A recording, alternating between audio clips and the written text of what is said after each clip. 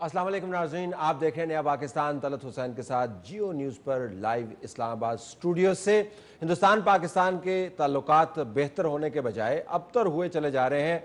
जो डोजियर्स यहाँ पर सताजी साहब ने हमें दिखाए थे, हम आज के प्रोग्राम में आपको बताएंगे कि वो अक़वाम मुत्तहिदा के सेक्रेटरी जनरल के पास पहुँच गए हैं और उसके बाद उन डोजेस पर क्या कार्रवाई होनी है, हिंदुस्तान पाकिस्तान के ताल्लुकात किस तरफ जाएंगे। हमारे प्रोग्राम के दूसरे हिस्से को आप मिस ना कीजिएगा। हम बात कर रहे होंगे डॉक्टर मलिया लोधी से, वो हमें बहुत सारी मुफीद मालूमात दे रही होंगी। एडिटोरियल कमेंट भी मिस ना कीजिएगा। हुकूमत की तरफ से कहा गया, वफाकी हुकूमत की तरफ से, कि अगर किसी निजी इदारे ने स्कूलों में फीस बढ़ाई तो हम उसकी कानूनी तौर पर ऐसी की तैसी कर देंगे। ऐसी की तैसी नहीं हुई। इस महीने में इजाफी फ़ीसों के साथ चलान जमा हुए और वालिदैन उम्मीद बनाए रह गए कि हुकूमत की तरफ से इक़दाम होंगे। एडिटोरियल कमेंट इसके ऊपर होगा, लेकिन प्रोग्राम का पहला हिस्सा है नाज़रीन हमारा कि किस किस्म की हुकूमत इस वक्त हमें गवर्न कर रही है, निज़ाम किस किस्म का है, शफाफ है, बदउनवानी से पाक है। हमारे पास कुछ मालूमात भी हैं और हम जिक्र करेंगे, ज़ाहिर है उसके अंदर कुछ बैनुल-अक़वामी रिपोर्टों का भी, और फिर नंदीपुर का प्रोजेक्ट तो है ही जिसके ऊपर हमें बात करनी है। मोहम्मद तलाल चौधरी साहब, रुकन कौमी असम्बली पाकिस्तान मुस्लिम लीग नून की तरफ से पार्लिमानी सेक्रेटरी हैं बराए साइंस और टेक्नोलॉजी, हमारे स्टूडियो में मौजूद हैं। खुशामदीद तलाल साहब। महताब हैदर साहब, नुमाइंदा द न्यूज़ और मईशत के ऊपर बहुत अच्छे और कारामद और मुफीद और मालूमात से भरपूर आर्टिकल लिखते हैं, उनको भी खुशामदीद कहते हैं।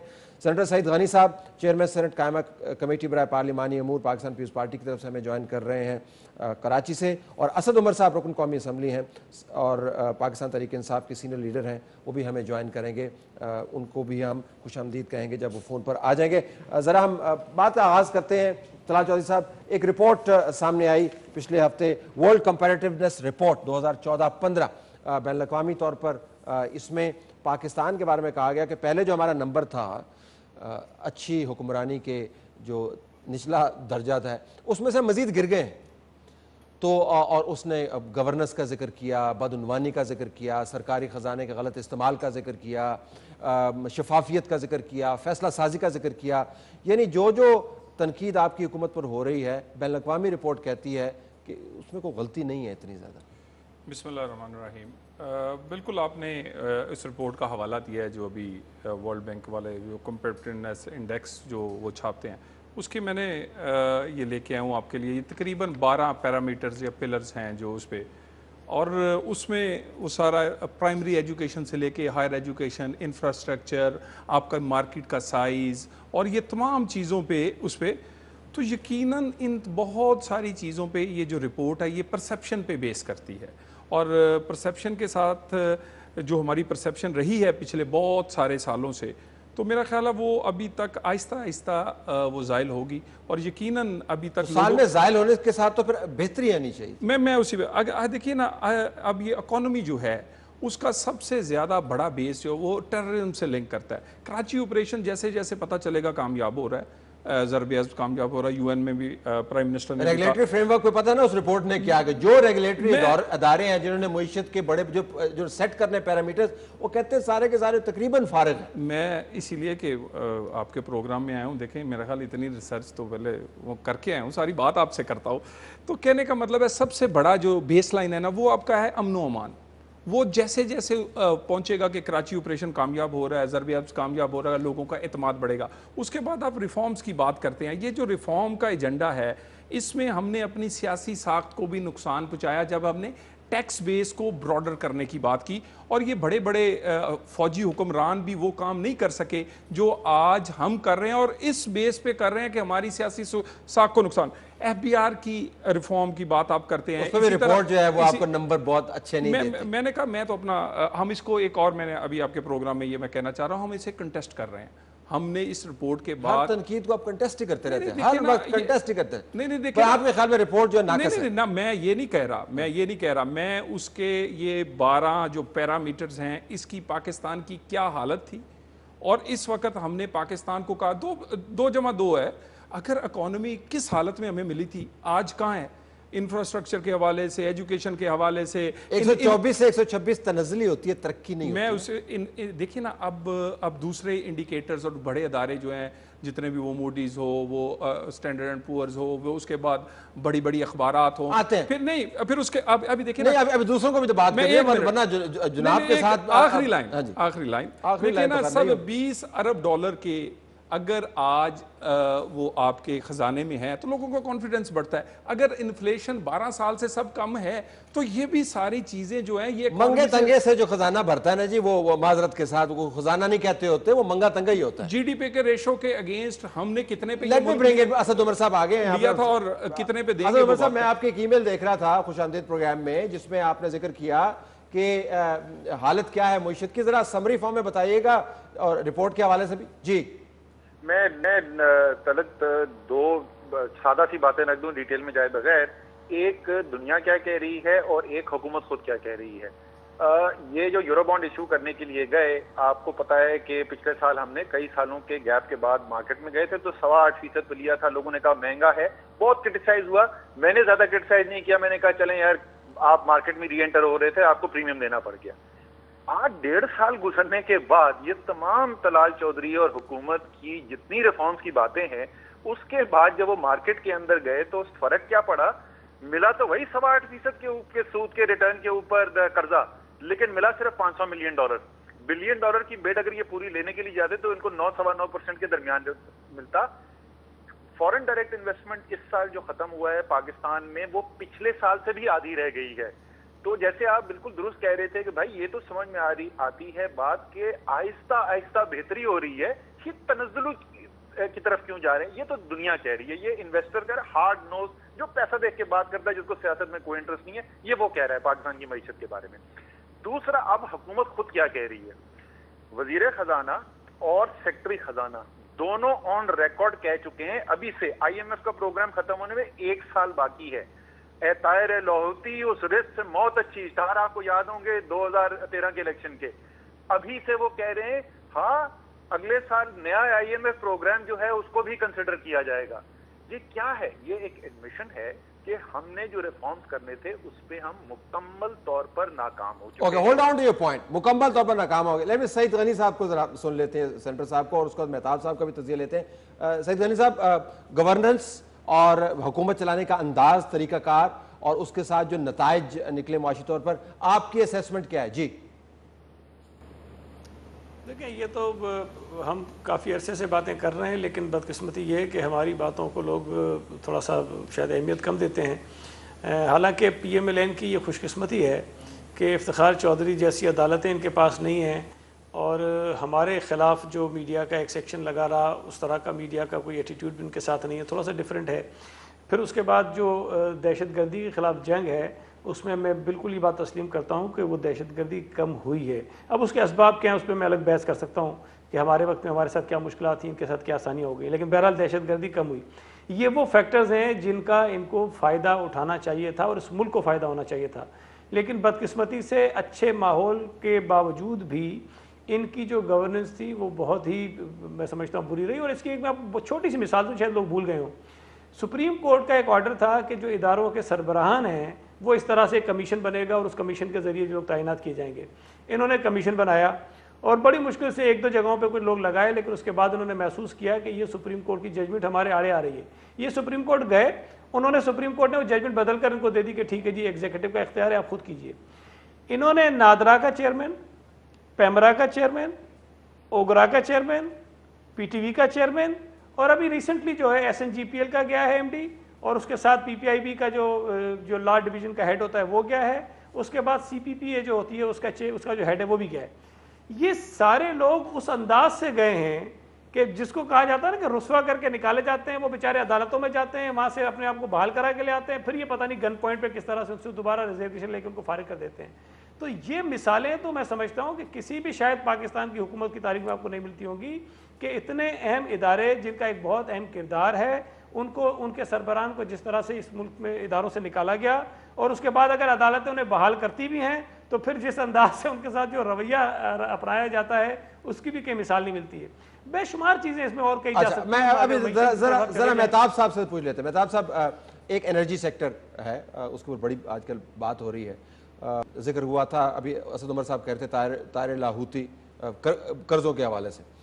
انرجی سیکٹر کے بارے میں کہا گیا تھا ہم بڑے انڈیپینڈنٹ, تو ایک رپورٹ آئی جو سامنے تو نہیں آئی, لیکن ہمیں پتا ہے کہ اس رپورٹ کے اندر کیا کچھ لکھا گیا, انہوں نے آڈٹ کیا ہے اور بتایا ہے کہ گھپلے کس قسم کے ہیں. پھر ابھی ایک اور ادارے کی رپورٹ سامنے آ جاتی ہے جو ریگولیٹری باڈی ہے, وہ کہتی ہے جی انرجی سیکٹر کا تو تباہ حال ہے, میٹر نہیں چل رہے ہیں, ریفارم کوئی نہیں ہوئی, آن لائن لاسز ویسے کے ویسے ہیں. What does it tell you کہ یہ بہت زیادہ پروپیگنڈا ہو رہا ہے حکومت کے بارے میں, یا بہت بڑی خرابی ہے جو نظر انداز کر رہے ہیں؟ سر اس میں تو کوئی شک نہیں ہے کہ انرجی سیکٹر کے اندر سوائے اس کے کہ حالانکہ ان کے پاس بڑا زبردست موقع ہے کہ آئل پرائسز گرنے کے بعد یہ جو ریکوائرڈ ریفارمز تھیں یہ کر سکتے تھے, لیکن میں سمجھتا ہوں کہ سوائے اس کے کہ وہ انرجی کی پرائسز کو بجائے اس کے کہ آئل پرائسز کی وجہ سے وہ انرجی کی پرائسز کم کرتے, انہوں نے کم نہیں کی. تو وہ ایک یعنی آپ اسے کہہ سکتے ہیں کہ شارٹ ٹرم میجر تو یہ لے رہے ہیں. میں یہ کہہ رہا ہوں کہ اگر خدا نہ خواستہ آئل کی پرائسز دوبارہ بڑھ گئیں اور یہ انہوں نے ریفارمز بھی جو اس ٹائم ان کے پاس وقت ہے یہ کر سکتے ہیں, انہوں نے نہ کی. پرابلم یہاں پہ یہ ہے کہ اس حکومت کا سب سے بڑا مسئلہ یہ ہے, مثلا اسحاق ڈار صاحب کو دیکھیں آپ, میں ان کی نیت پہ شک نہیں کرتا, کتنی کمیٹیوں کے سربراہ ہیں وہ, کیا کنسنٹریشن آف پاور جو ہے وہ مطلب پرابلم ہے. آپ نے ریگولیٹرز کو کرکٹ کی کمیٹی کے علاوہ ساری کمیٹیوں کے سربراہ وہ آپ ریگولیٹرز کو سٹرانگ نہیں کرنا, between the two of them they have like 24 آپ نے committees. انسٹیٹیوشنز کو ٹھیک نہیں کرنا, آپ وہ جو ہے وہ پیچ ورک کرتے رہیں گے تو یہ پرابلم وہ موجود رہے گی. تو پیچ ورک کرتے ہیں بنیادی طور پر. دیکھیں نیپرا کی رپورٹ اگر آپ دیکھیں انرجی سیکٹر کے اوپر آپ کا, وہ کہہ رہے ہیں کہ اگر آپ اس کو بڑے سادہ الفاظ میں بتایا انہوں نے, نندی پور کا معاملہ تو ہے ہی, اب وہ ایک ایسا ہاٹ پوٹیٹو بن گیا ہے, فیڈرل حکومت پنجاب کی طرف پھینک رہی ہے, شہباز شریف صاحب اس کو ہاتھ مار کے خواجہ صاحب کی طرف پھینک رہے ہیں, خواجہ صاحب ملک سے باہر گئے ہوئے ہیں. یہ ہینڈلنگ کا مسئلہ تو ہے نا. آج طلعت صاحب آپ نے, مجھے پتا ہے کہ آپ کو بھی انویٹیشن تھا, ایک بریفنگ رکھی گئی تھی واٹر اینڈ پاور کے, آپ نے مس کی کہ کوئی مصروفیت کی وجہ سے. تمام ان سوالوں کا جواب جو ہے, اور وہ نیپرا کی رپورٹ کے حوالے سے جہاں وہ کہتا ہے کہ 70% میٹر ہی ٹھیک نہیں ہے, وہ صرف 3.5 جو ٹوٹل پاکستان میں خاص قسم کے میٹر لگے ہیں ان میں سے چند میٹروں کی بات کرتا ہے. ہم نے وہ باری باری جو آپ کی ریفارم کا ایک کلیدی حصہ تھے بالکل, ہم نے وہ میٹر جو تھے نا, ہم نے باری باری نہیں, وہ سمارٹ میٹرز نہیں ہیں, وہ سمارٹ میٹرز اور ہیں, وہ باری باری ان باتوں کا جواب آج اخبارات میں بھی دیا ہے. اور آج ایک بریفنگ اسی لیے اسپیشل نندی پور پہ, اور نندی پور پہ بھی سوالوں کا جواب دیا گیا. دیکھیے نندی پور پہ کوئی اس پہ یہ سکینڈل نہیں ہے کہ ہم کوئی پیسے کھا گئے ہیں, یا اس میں اگر کوئی کمی کوتاہی ناہلی اگر کوئی ہوئی ہے تو اس کے لیے آڈٹ جو ہے وہ کروایا جا رہا ہے. تھوڑا 1 مہینے کا انہوں نے ٹائم لیا.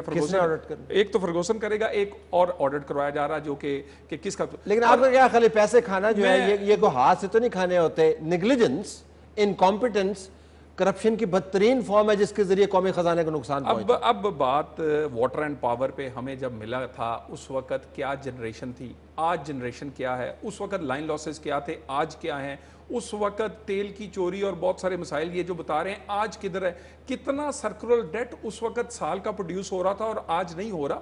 یہ تمام چیزیں میں اس پہ, اور اس کے بعد ڈسٹریبیوشن سسٹم, اس پہ باری باری ہر ایک کی کہ کتنا ڈسٹریبیوشن سسٹم ہم نے ٹھیک کیا ہے جو ہمیں ملا تھا, اس کی ایک ایک چیز کا. اور اس بات پہ اگر یہ ٹھیک نہ ہوتا تو آج جو لوڈ شیڈنگ ہے وہ بہت انڈسٹری کی زیرو ہے. پہلے تو زیرو کا ہم لفظ ہی بھول گئے تھے, اور اس کے بعد جو آپ کو شیڈولڈ لوڈ شیڈنگ جو کہ 6 to 8 hours کی مل رہی ہے وہ مل رہی ہے. تو کہنے کا مطلب ہے کہ چیزیں بہتر ضرور ہوئی ہیں, اور اس کے بعد آپ مزید بہتری جو کمٹ کیا ہے 2018 کا وہ آپ کے سامنے ہمارا ٹارگٹ ہے, اور اس میں پرائیویٹائزیشن ہے کچھ کمپنیز کی, فیسکو وغیرہ دوسرے کی, وہ بھی ہم کر رہے ہیں. عمر صاحب ذرا اس کے اوپر واپس آئیے گا. حکومت اعداد و شمار کے اوپر حکومت ہمیشہ اپنا پوائنٹ آف ویو دیتی ہے, بریفنگ کا ذکر کیا, کل سارے اخبارات میں چھپی ہوئی ہوگی, تو لیکن فیصلہ نہیں پھر ہو پاتا. رپورٹ ایک سامنے آتی ہے, ایک جماعتوں کا پوائنٹ آف ویو سامنے آتا ہے, اس کا کاؤنٹر حکومت کی طرف سے آ جاتا ہے, اور پھر اس کے بعد فیصلہ نہیں ہو پاتا. گو ہیڈ. دیکھیں جی, ایک تو طلحہ چودھری صاحب کو شکریہ ادا کرنا چاہتا ہوں کہ انہوں نے ساری قوم کے سامنے نااہلی تو مان لی, یہ بڑی ان کی بڑا پن ہے. دوسری بات جو آپ پوچھ رہے تھے کہ فیصلہ نہیں ہو جاتا, इस वक्त आप देखें तलत रेगुलेटर्स क्या कह रहे हैं, और मुझे थोड़ी खुशी हो रही है कि शायद इतना मीडिया ने, ऑपोजिशन पार्टी ने प्रेशर डाला है तो रेगुलेटर्स ने थोड़ा सा अपना काम करना शुरू किया है। बिजली का रेगुलेटर कहता है जनाब लाइन लॉसेस वहीं पर हैं जहां पे पहले मौजूद थे। उससे पहले रिसीवेबल्स की रिपोर्ट आई तो तमाम पंजाब के, ये तो तासुर आबिद शरीफ अली साहब ये देते हैं कि सिंधी और पख्तून चोर हैं, तमाम पंजाब के सवाए मुल्तान के डिस्कोस के रिसीवेबल जो हैं वो डबल से ज्यादा हो गए पिछले 2 साल के अंदर। लाइन लॉसेस में कोई कमी नहीं आई। 7,000 मेगावाट की शॉर्टफॉल हुई थी पिछले महीने में। ये किसको बेवकूफ बनाने की कोशिश की जा रही है?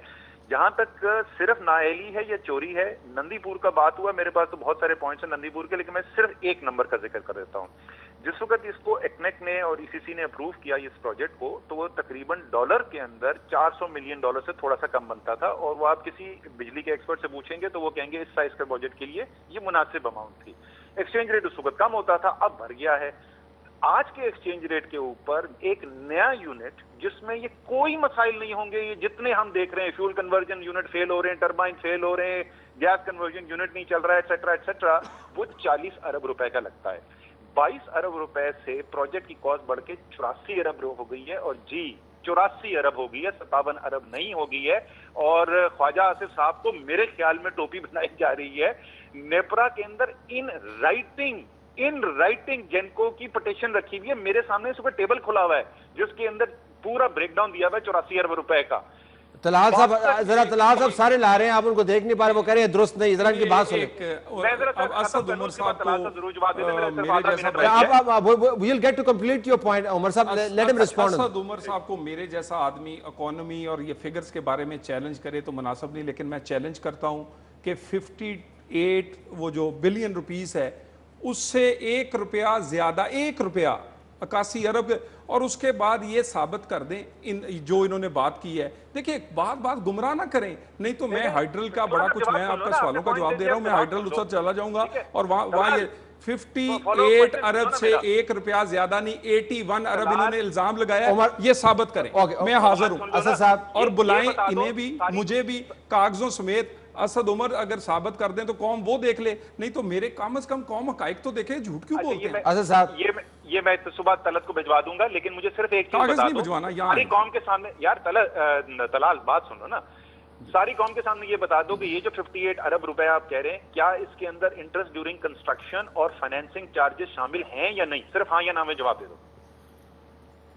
क्या कहा? फाइनेंस के चार्जेस, कंस्ट्रक्शन वगैरह, ये तमाम प्रोजेक्ट जो PC1 रिवाइज हुआ है 2013 में, PC1 रिवाइज बात करें, जो PC1 रिवाइज हुआ है 2013 में, उसमें से 58 अरब का वो है, उसमें 1 रुपया भी अगर जायद हो, 80 अरब तो बहुत ज्यादा। मेहताब साहब, असल में ये भी ठीक कह रहे हैं, वो भी ठीक है, मैं वजह बताता हूँ क्या है। कंफ्यूजन ये है, अभी तक जो उसकी कॉस्ट है, अगर आज के एक्सचेंज रेट पे देखें तो वो 81-84 बिलियन बनती है, लेकिन चूंकि ये प्रोजेक्ट आपको पता है 2006-07 से चल रहा है, उस टाइम जो एक्सचेंज रेट था, जो अभी तक इस पे पैसे खर्च हुए हैं, वो तकरीबन अभी तक 58 से ज़्यादा नहीं हुई। लेकिन इंटरेस्ट ड्यूरिंग कंस्ट्रक्शन एक है, वो उसके नतीजे में कॉस्ट बढ़ जाएगी। वो अभी तक उसमें चूंकि ये डिले हुआ है, ठीक, तो ये जो डिले है उसका जो FOTP का पार्ट है, वो फर्नेस ऑयल की जो कैपेसिटी है उसके अंदर थोड़ी है, उसकी वजह से इंटरेस्ट ड्यूरिंग कंस्ट्रक्शन वाला जो है वो कंपोनेंट बढ़ेगा। At the end of the day, problem ये है कि हमें कितने का पड़ेगा at the end of the day, let's determine करना है कि कितने में पड़ेगा, लेकिन कॉस्ट बढ़ जाएगी। मैं दोबारा 49 अरब अब तक खर्च हुए हैं। 58 का PC1 पीपल्स पार्टी के दौर का 2013 का शुरू का रिवाइज है, उससे 1 पैसा भी नहीं बढ़ेगा, और ये गैस पे उसी में ये गैस पर भी चला जाएगा। क्विकली असद साहब, you and then will go to senator साहब। जी वेरी क्विकली मैं ये बता दूं, पहली बात तो ये रिवाइज PC1 की बात करें, वो पीपल्स पार्टी हुकूमत का नहीं है, वो जुलाई 2013 का रिवाइज PC1 है, 58 बिलियन का है, वो मुस्लिम लीग नून की हुकूमत का बना हुआ है। और जैसे मैं कह रहा था कि मेरे सामने टेबल रखा हुआ है इंटरेस्ट ड्यूरिंग कंस्ट्रक्शन की जो पिटीशन फाइल की गई है, और उसके नतीजे में हुआ ये तलब कि क्योंकि उन्होंने रिजेक्ट की है इनकी बहुत सारी कॉस्ट, तो 6.5 रुपए फी यूनिट नुकसान हो रहा है इसको चलाने के लिए। लेकिन मैं आपको सिर्फ ये कंप्लीट जो कर रहा था 20 सेकंड में बता दूं کہ 40 ارب روپے کی ایسٹیمیٹڈ کاسٹ ہے ایسے ایک نئے یونٹ کی, اور 22 ارب سے پروجیکٹ کو لے کے 84 ارب روپے پہ چلے گئے, یعنی 62 ارب روپے. اب ہم نے طے کرنا ہے کہ آپ نے 84 ارب کا کہا, کہ کیا پاکستان کے خزانے کو یہ 84 ارب کا پڑے گا یا 58.1 جتنا بتا رہے ہیں اتنے کا پڑے گا؟ آخر میں ڈیٹرمن ہم نے یہ کرنا ہے. اس کے لیے میں حاضر ہوں, بار بار کہہ رہا ہوں, اسد صاحب بڑے بھائی ہیں, یہ بہت اکانومی کے ماہر ہیں, یہ کسی دن تشریف لائیں, یہ کیمرے قوم دیکھے گی 58 ارب سے 1 روپیہ بھی بڑھ گیا. ابھی اس کو پینڈنگ چھوڑتے ہیں, ذرا سینیٹر صاحب کے پاس. سینیٹر صاحب, یہ جو معاملہ ہے لوگوں کو مختلف چیزیں سننے کو ملتی ہیں, بدعنوانی کے اوپر, شفافیت کے اوپر دعوے آفیشیل ایک طرف ہوتے ہیں, رپورٹنگ اور معلومات اور اپوزیشن پارٹیوں کا بیان ایک طرف ہوتا ہے. اس کو آپ نے ریزالو بھی تو کرنا ہے نا, تو سینٹ کے اندر, اسمبلی کے اندر, کمیٹیز کے اندر کہیں نہ کہیں جا کے آپ کو نیل ڈاؤن تو کرنا ہوگا نا اس معاملے کو, کون درست کہہ رہا ہے کون غلط کہہ رہا ہے. دیکھیں ابھی میں آپ کو اس کا آسان سال بتاؤں, ہم کیوں جاتے ہیں اس کو کنورٹ کیوں کرتے ہیں روپی کے اندر. $862 ملین کا غالباً اس کے اوپر ٹوٹل ہے, اور یہ $2.04 ملین پر میگا واٹ بنتا ہے. میرا خیال ہے کہ شاید ہی دنیا میں اس سے مہنگا کوئی جو ہے وہ پلانٹ لگا ہوگا, پروجیکٹ لگا ہوگا. اگر آپ ڈالرز میں بھی اس کو کنورٹ کر لیں تو اس حساب سے بھی مہنگا ہے. باقی دوسری طرف اگر آپ ایل این جی کا آ جائیں, وہ بھی میں نے کل ایشو 4-5 مہینے پہلے ٹیک اپ کیا تھا, کمیٹی کو ریفر ہوا, کل کی میٹنگ میں وہ ڈسکس بھی ہوا ہے. اب وہ جو منسٹر صاحب ہیں وہ کوئی بات ماننے کو ہی تیار نہیں ہے. اب میں نے جب کہا یہ S N G P L کے سربراہ چلے گئے استعفیٰ دے کے, کہتے ہیں اس کا اس سے کوئی تعلق نہیں ہے. اور بھائی سی پی پی اے کے سربراہ نے استعفیٰ دے دیا, اس کے کہتے ہیں اس کا اس سے کوئی تعلق نہیں ہے. پی پی آئی بی کے جو لیگل ہیڈ ہے انہوں نے استعفیٰ دے دیا, اس کے کہتے ہیں اس کا اس سے کوئی تعلق نہیں ہے. اب اگر اتنی دیکھیں نا, آپ بالکل ہی اس قسم کے موڈ میں رہیں گے, کسی بات کو آپ مانیں گے ہی نہیں اور انکار کرتے رہیں گے ہر بات پہ, اور تاثر آپ یہ دے رہے ہیں کہ ایل این جی کے پورے پروجیکٹ کے اندر, پورے معاملے کے اندر کوئی ایشو ہی نہیں ہے, ہر چیز بالکل ٹھیک ہو رہی ہے. 1.5 سال سے یہ معاملہ کیبنٹ میں انڈر ڈسکشن ہے, ای سی سی ڈسکس کر رہی ہے, ڈیسیشنز ہو رہے ہیں, اور آپ کا معاہدہ قطر کے ساتھ نہیں ہوا ہے. 11 شپ آپ کے آ گئے ہیں یہاں پر اس کے ایل این جی کے, آپ کہہ رہے ہیں جی معاہدہ ہمارا ہوا نہیں, اور وہ پرائیویٹ پارٹیز منگا رہی ہیں. پی ایس او اس کے اندر انوالو ہے, ایس ایس سی سی اس کے اندر انوالو ہے, S N G P L اس کے اندر انوالو ہے, لیکن کہہ رہے ہیں جی پرائیویٹ پارٹیاں لے کر آ رہے ہیں. اب کنفیوژن یہ خود پیدا کرتے ہیں, لیکن چونکہ ٹیکنیکل ایشوز ہیں, عام لوگوں کی سمجھ میں آتے نہیں ہیں, تو یہ کوشش کرتے ہیں کہ لوگوں کو گمراہ کر کے لے کر آ گئے اور کم ریٹ پر لے کر آ گئے. گزارش صرف ہم اتنی کر رہے ہیں کہ جب اتنی بات ہو رہی ہو تو آپ میں نہ مانوں کی پالیسی کے اوپر عمل درآمد نہیں کر سکتے نا, آپ کو پھر اوپننس لانی ہوگی. اس کے اوپر تو آپ اتفاق کرتے ہو نا کہ نہیں کرتے؟ دیکھیں اوپننس پہ کوئی اعتراض نہیں, اسی لیے میں نے آپ کو کہا ہے کہ آپ کا یہاں پر یہ جو نندی پور کی کاسٹ کے بارے میں یہ جو بات ہے سامنے رکھ دیتے ہیں نا, تاکہ پتہ چل جائے کہ اوپننس میں ہم جھوٹ بول رہے ہیں. 8 مہینے پہلے اگر میں نندی پور کی بات کرتا تو آپ کی طرف سے کہا جاتا کہ اٹس ناٹ این ایشو. نہیں, اب میں نو اٹ از این ایشو کہ آپ پرائم منسٹر ہاؤس کے اندر بریفنگز کروا کے لوگوں کو بتا رہے ہیں. وہ نندی پور یہ وہ ایشو ہے جس پہ ہمیں ووٹ ملا ہے, اور ہم آپ سب اوپینین میکرز کو اعتماد میں لینا چاہتے تھے, آپ کی رائے بھی لینا چاہتے تھے, آپ کے سوالوں کا جواب بھی. اور دوسرا ایک اور ایل این جی کے بارے میں, سپاٹ بائنگ سے جو شپ آئے ہیں, ڈیل سے شپ نہیں آئے. کائنڈلی کنفیوز چیزوں کو ہم نہ کریں. اس کے لیے بھی آپ جب دونوں کے لیے کہیں گے اوپننس, ہم حاضر ہیں. یہ اوپننس اس سے زیادہ ناظرین, ہمارا پروگرام کا یہ حصہ ختم ہوا. اگلا حصہ ضرور دیکھیے گا. ہندوستان سے جو ہمارے تعلقات ہیں اس کے اندر ایک بہت بڑی ڈیولپمنٹ ہے, اس کے اوپر آپ کو معلومات بھی دیں گے اور تجزیہ بھی دیں گے. Stay tuned for that.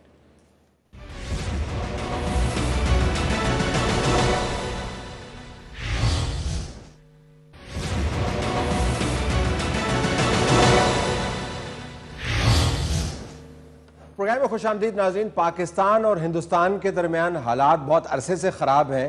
پچھلے ہفتے ہمیں لگا کہ شاید کچھ ایسی ڈیولپمنٹس ہوں کہ آنے والے دنوں میں حالات تبدیل ہو جائیں. وزیر اعظم پاکستان کی ایک تقریر ہوئی, پاکستان کی طرف سے باقاعدہ تجاویز دی گئی, لیکن اس کے بعد ہندوستان کی طرف سے جو رد عمل آیا, لگتا یوں ہے کہ معاملات تصفیے کے بجائے طویل جھگڑے کی طرف زیادہ مائل ہیں. ہمارے پاس ڈاکٹر ملیہ لودھی موجود ہے, اقوام متحدہ میں پاکستان کی مستقل مندوب, اور جنہوں نے یہ اس وزٹ کو ظاہر ہے آرگنائز بھی کرنے والی تھیں اور اس کو قریب سے دیکھا بھی. ان سے ہم بات کریں. ڈاکٹر صاحبہ السلام علیکم. جی وعلیکم السلام. ڈاکٹر صاحبہ یہ تو بتائیے گا, پہلے معلوماتی قسم کا آپ سے سوال کر لیں, جو ڈوزیئرز ہمیں سرتاج جی صاحب نے یہاں دکھائے تھے پریس کانفرنس میں کہ ہم یہ لے کے جائیں گے, ان کے اوپر لیٹسٹ کیا ہے ہندوستان کی جو انٹرفیئرنس ہے پاکستان میں؟ طلعت, جیسے کہ مجھے انسٹرکشنز ملی تو میں نے you N secretary general Ban کی مون کے دفتر میں ان تینوں ڈوسیئرز کو لے جا کے ہینڈ اوور کر دیے, میں ملی ان کے چیف آف سٹاف سے اور میں نے ان کو یہی کہا کہ جی 3 ڈوسیز ہیں حکومت پاکستان آپ کے پاس ہم ہینڈ اوور کر رہے ہیں اور ان میں شواہد ہیں، ایویڈنس ہے، فیکٹس ہیں۔ ایک ڈوسے جو تھا وہ ہندوستان کی جو انٹرفیئرنس ہے اور اس کی جو سپورٹ ہے ٹو ٹیررزم ان بلوچستان، وہ ایک ڈوسیئر اس پہ تھا۔ دوسرا ڈوسیئر تھا جو ہندوستان کی طرف سے سپورٹ ہے وایا ٹی ٹی پی ہمارے فاٹا کے علاقے میں، اور تیسرا ڈوسیئر جو تھا طلعت وہ کراچی کے حوالے سے تھا، اور وہاں پر بھی جو فیکٹس اور ایویڈنس پیش کیے ہیں اس ڈوسیئر میں، اس سے یہ ثابت ہوتا ہے کہ ہندوستان کیسے انوالوڈ ہے to foment instability in Karachi as well. تو یہ تینوں ہم نے ہینڈ اوور کر دیے ہیں، ہم نے ان کے حوالے کیے ہیں، اور اس کا مقصد ہی یہ ہے کہ بین الاقوامی برادری کو آگاہ کرنا، اور یو این سیکرٹری جنرل سے بہتر کیا آفس ہو سکتا ہے جہاں پر ہم یہ سامنے رکھ دیں، اور ساتھ ساتھ یہ بھی انڈر لائن کریں کہ جی اس خطے میں امن کون چاہتا ہے اور کون نہیں چاہتا، کون ڈائیلاگ چاہتا ہے اور کون نہیں چاہتا، کون ایک جامع حل پیش کر رہا ہے اور کون سا ملک ہے جو کہ اس کو ریجیکٹ کر رہا ہے، سپرن کر رہا ہے، بلکہ ٹریپلائز ہے۔ تو اگر میں آپ سے پوچھ پاؤں ڈوزیز کے معاملے، کیونکہ آپ نے بڑی اہم خبر بتلائی ہے کہ کس طریقے سے ڈوزیز اب پہنچ گئے ہیں اس آفس میں جہاں پر یہ سب سے زیادہ ریلیونٹ آفس ہے، اور دیکھا جائے گا ان ڈوزیز کو۔ اگر میں غلط نہیں ہوں تو یہ شاید پہلی مرتبہ ہے کہ اس قسم کا قدم اٹھایا گیا ہے، اگر میری معلومات اس معاملے میں ناقص نہیں ہے تو۔ جی طلعت آپ صحیح فرما رہے ہیں، یہ پہلی دفعہ ہے کہ پاکستان نے یو این سیکرٹری جنرل، بلکہ یونائٹڈ نیشنز میں کہوں گی، میں ہم نے ثبوت پیش کیے ہیں اور ایویڈنس پیش کیا ہے ہندوستان کی جو ایکشنز ہیں to destabilize parts of Pakistan. اچھا، اب عوام کی سہولت کے لیے جو ڈوسیئر کا ہم لفظ استعمال کرتے ہیں، یہ محض دستاویز ہے یا سفارتی زبان کے اندر اور قانونی زبان کے اندر یہ ایک باقاعدہ اپنی طرف سے تیار شدہ مقدمہ ہے، شواہد کے ساتھ، وضاحت کے ساتھ، اور اس استدعا یا پلی کے ساتھ کہ اس کے اوپر ایکشن لیا جائے؟ ڈوزیئر کا جب آپ لفظ استعمال کرتی ہے بحیثیت مندوب، تو اس سے مطلب کیا ہے؟ دیکھیں، ڈوسیئر میں مختلف قسم کی معلومات ہیں، انفارمیشن ہے، فیکٹس ہیں، ایویڈنس ہے، تو مختلف قسم کی اس میں ڈیٹیلز ہیں، تفصیلات ہیں، جس سے یہ ثابت پاکستان کرنا چاہ رہا ہے، اور ہم کر رہے ہیں انشاءاللہ، کہ ہندوستان کی جو انوالومنٹ ہے اور جو انٹرفیئرنس ہے اس کا بین الاقوامی برادری نوٹس لے اور ہندوستان سے ریسٹرینٹ اور اس قسم کے جو ایکشنز ہیں ان کو بند کروائیں۔ نہ صرف یہ، ہم پچھلے چند مہینوں سے یو این میں، جیسے کہ آپ کو معلوم ہے، ہندوستان کی طرف سے جو ایل او سی اور ورکنگ باؤنڈری پہ سیز فائر وائلیشنز ہو رہی ہیں، اس کو بھی ہم یو این میں لے کے گئے ہیں، بلکہ سیکیورٹی کاؤنسل کے پریزیڈنٹ کو ہم نے اس سے آگاہ کیا ہے، اور اب ہماری جو وہ ایل او سی کے حوالے سے جو ہم نے معلومات دی ہیں سیکیورٹی کاؤنسل کو، وہ سیکیورٹی کاؤنسل کا ریکارڈ بھی بن گئی ہیں۔ اچھا، یہ جو اب ڈوسیئر ہے اس کے اوپر بین الاقوامی قوانین اور قواعد کے مطابق اگلا پروسیجر کیا ہے؟ آپ نے ذمہ داری اپنی پوری کر دی، اب ہماری توقعات کیا ہیں اور اس کے ساتھ ساتھ اگلا قدم کیا ہے؟ طلعت، ہم نے ایک اسٹریٹجی کے تحت ہم چل رہے ہیں، تو ابھی تک جو ہم نے سٹیپس لیے ہیں اس کی میں نے آپ کو تفصیلات بتائیں۔ اب آگے بھی ہماری اسٹریٹجی ہے کہ اول تو یہ کہ یو این کو ہم انفارمڈ رکھیں گے، اس قسم کے اور بھی معلومات ان کو مہیا کریں گے، اور ساتھ ساتھ ہمارے ایک دو اور بھی ایکشن پلان ہے جس کا میرا خیال ہے اس وقت ڈسکلوز کرنا۔ میں یہ آپ سے پوچھنا ہی چاہ رہا تھا، اگر خیر وہ بھی پتہ چل جاتا تو اتنی مایوب بات نہیں تھی جرنلسٹیکلی، لیکن میں آپ سے پوچھنا یہ چاہ رہا تھا کہ اب یو این سیکرٹری جنرل سے ہماری توقع کیا ہے، اور یہ جو دستاویزات ان تک پہنچائی گئی ہیں ان کے اوپر کس قسم کے اقدامات متوقع ہیں؟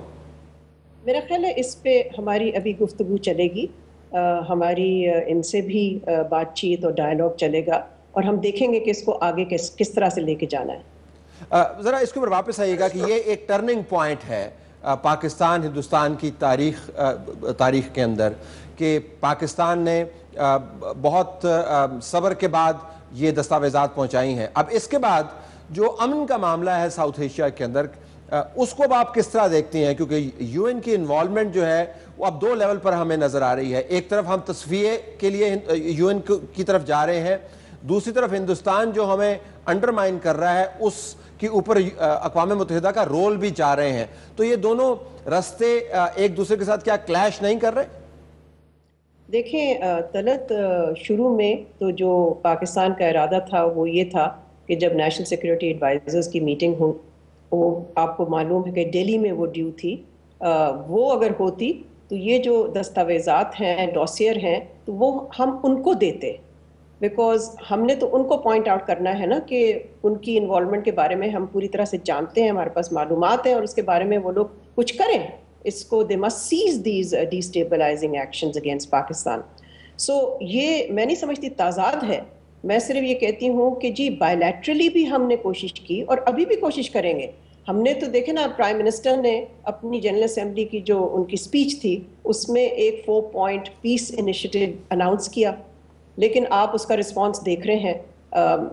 میں سمجھتی ہوں کہ ہندوستان کے جو فارن منسٹر نے اس کا رسپانس دیا وہ غیر سنجیدہ تھا، نان سیریس تھا، اور پھر اس کا جواب ہم نے دیا کل. اب ہم آج بھی ایکسپیکٹ کر رہے ہیں کہ اگر ہندوستان کی طرف سے ایک، جس کو یو این میں کہتے ہیں رائٹ آف ریپلائی، وہ اگر آتا ہے تو اس کا بھی ہم جواب دیں گے. تو میں سمجھتی ہوں کہ دیکھیں بائیلیٹرلی اگر روڈ بلاک ہم فیس کرتے ہیں تو ظاہر ہے پھر انٹرنیشنلی ہمیں زیادہ اپنے آپ کو ایکٹیو کرنا پڑتا ہے.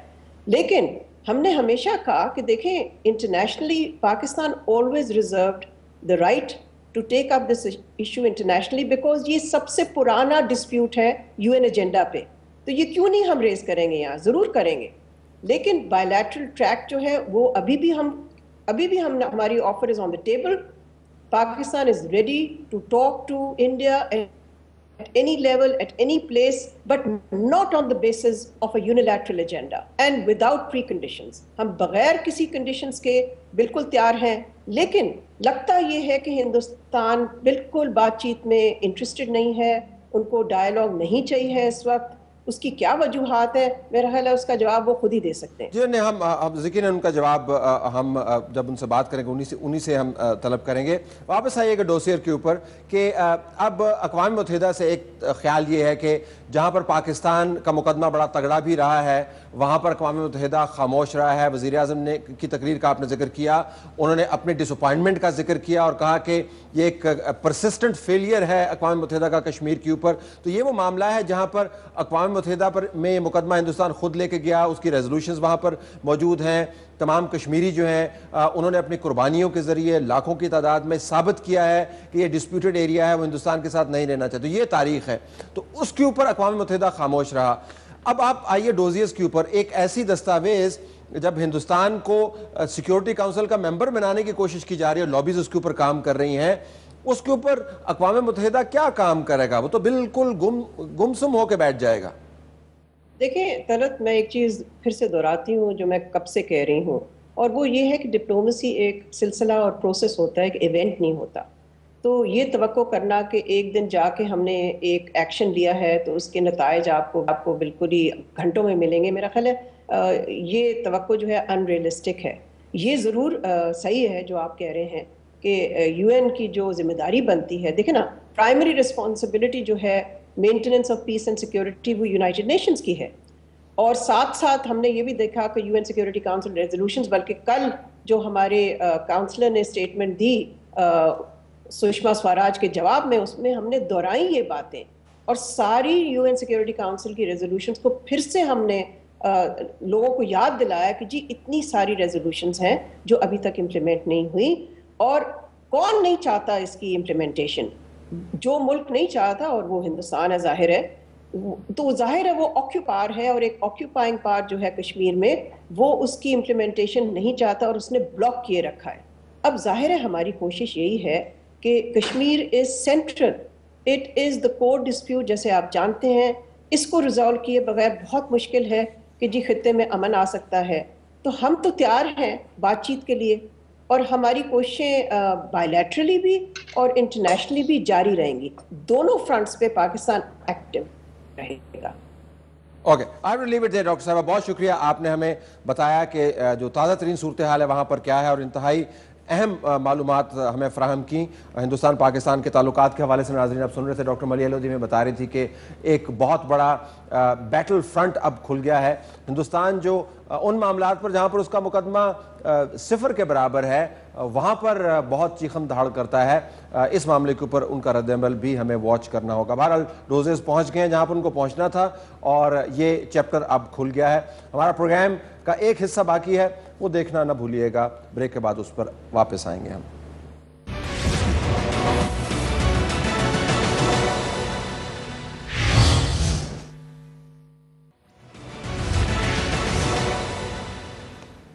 आइए नाज़रीन, अब चलते हैं अहम नुक्ते की तरफ। अहम नुक्ते का ताल्लुक हुकूमत के फैसलों से है और जो मौजू है वो है निजी स्कूलों की तरफ से जो फीसों का आज खुद उन्होंने इजाफा कर दिया था। वो मामला कोई ज़माना था नाज़रीन, और दूर की बात हम नहीं कर रहे, चंद दो दहाइयाँ पहले हुकूमतों से अच्छी बातें कहलवाना बड़ा मुश्किल होता था और वो अपने आप को कमिट नहीं करते थे एजेंडाज के साथ। आजकल यानी 20 साल के बाद तकरीबन हमने ये देखा है कि हुकूमतों को अपने आप को पब्लिक कमिटमेंट देते हुए कोई तकलीफ नहीं होती।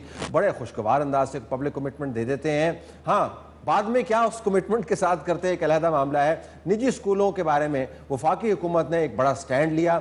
जो मिनिस्टर साहब हैं जो तालीम के शोबे की देखभाल कर रहे हैं, बलीग रहमान साहब, उन्होंने बुलंदोबांग दावे किए ईद से पहले। एक आपको झलक सुनवा देते हैं, फिर बताएंगे कि आखिर में आकर हुआ क्या।